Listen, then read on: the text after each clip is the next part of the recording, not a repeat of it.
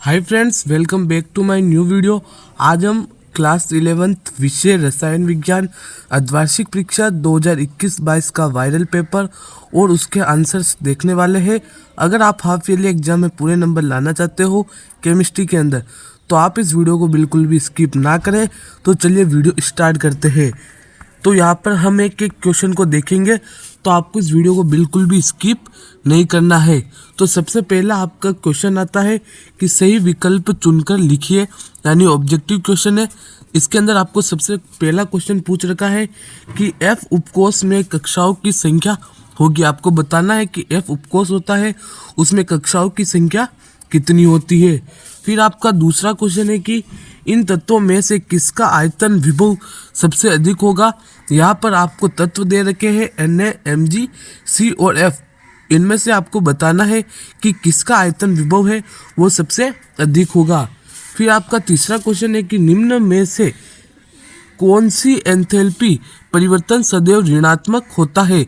यहाँ पर आपको 4 एंथैल्पियाँ दे रखी है, इनमें से आपको बताना है कि कौन सी है वो सदैव ऋणात्मक होती है। फिर आपकी क्वेश्चन नंबर 4 है कि मानव रक्त का पीएच मान कितना है। आपको बताना है कि जो मानव होता है उसका रक्त का पीएच मान कितना है। फिर क्वेश्चन नंबर 5 पूछ रखा है NaCl का जलीय विलयन। आपको बताना है कि जो NaCl होता है उसका जलीय विलयन कैसा होता है, क्षारीय होता है, अम्लीय होता है, उदासीन होता है या फिर कोई नहीं। फिर आपका क्वेश्चन नंबर 6 है कि यदि किसी जलीय विलयन का पीएच मान 0 हो तो वह विलयन होगा। अगर कोई भी विलयन है उसका पीएच मान है वो 0 है तो वह विलयन कैसा होगा आपको बताना है। तो ये तो थे आपके ऑब्जेक्टिव क्वेश्चंस। अब दूसरा क्वेश्चन है आपके रिक्त स्थानों की पूर्ति कीजिए, यानी फिल इन द ब्लैंक्स वाले क्वेश्चन। तो सबसे पहला क्वेश्चन है कि ताप बढ़ने पर वाष्प दाब डैश डैश डैश है।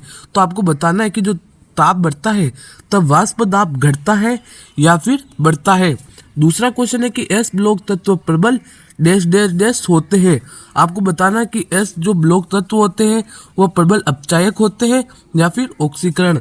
तीसरा है इलेक्ट्रोमेरिक प्रभाव एक डैश डैश डैश प्रभाव है। आपको बताना है कि इलेक्ट्रोमेरिक प्रभाव कौन सा प्रभाव है, स्थायी है या फिर अस्थायी।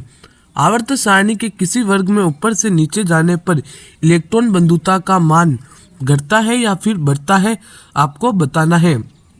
फिर आपका पांचवा है कि न्यूटन पर डैश डैश डैश आवेश होता है। आपको बताना है कि जो proton neutron electron proton neutrons होते हैं ना, उनके अंदर न्यूट्रॉन होता है, उस पर आवेश कितना होता है। फिर आपका क्वेश्चन नंबर 3 है कि सही जोड़ी बनाइए, यानी आपको सही मिलान करना है।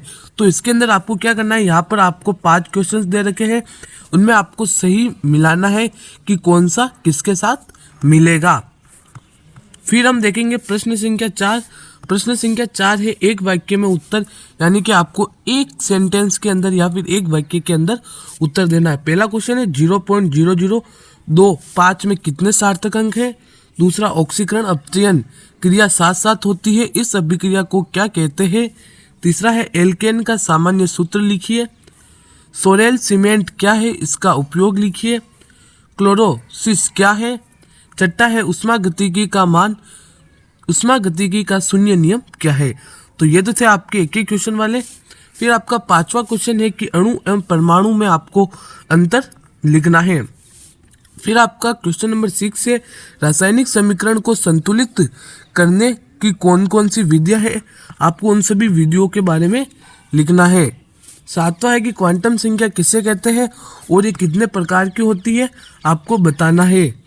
फिर आपका क्वेश्चन नंबर 8 है आपको हुंड का नियम लिखना है कि जो हुंड है उसका नियम क्या है। फिर आपका 9वां क्वेश्चन है कि संयोजकता इलेक्ट्रॉन को प्रभावित करने वाले कारक को के आपको नाम लिखने हैं। फिर आपका क्वेश्चन नंबर 10 है कि निम्न को परिभाषित कीजिए, आयनिक त्रिज्या, परमाणु त्रिज्या, आयनन विभव, इलेक्ट्रॉन बंधुता, इन सभी को आपको परिभाषित करना है, यानी कि इनकी परिभाषा देनी है। क्वेश्चन नंबर 11 है हेन्स का नियम लिखो। आपको हेन्स का नियम लिखना है कि हेन्स है उसका क्या नियम है। क्वेश्चन नंबर 12 है एस व पी ब्लॉक के तत्वों में आपको अंतर लिखना है। फिर आपका क्वेश्चन नंबर 13 है विद्युत रासायनिक सेल किसे कहते हैं, आपको लिखना है। फिर क्वेश्चन नंबर 14 है संक्रमण तत्व क्या है, इनके सामान्य अभिलक्षण आपको लिखने हैं। प्रश्न संख्या 15 आदर्श गैस समीकरण की आपको व्युत्पत्ति करनी है। फिर क्वेश्चन नंबर 16 है कि संक्षिप्त में आपको टिप्पणी लिखनी है कोल्वे अभिक्रिया और ग्रिग्नाट अभिक्रिया पर। तो इस तरीके से आपके जो रसायन विज्ञान यानी केमिस्ट्री है उसका एक वायरल पेपर था और एक मॉडल पेपर की तरह ही था, और इस बार आपके इसी तरह के क्वेश्चन आने वाले हैं। आई होप आपको ये वीडियो पसंद आई होगी।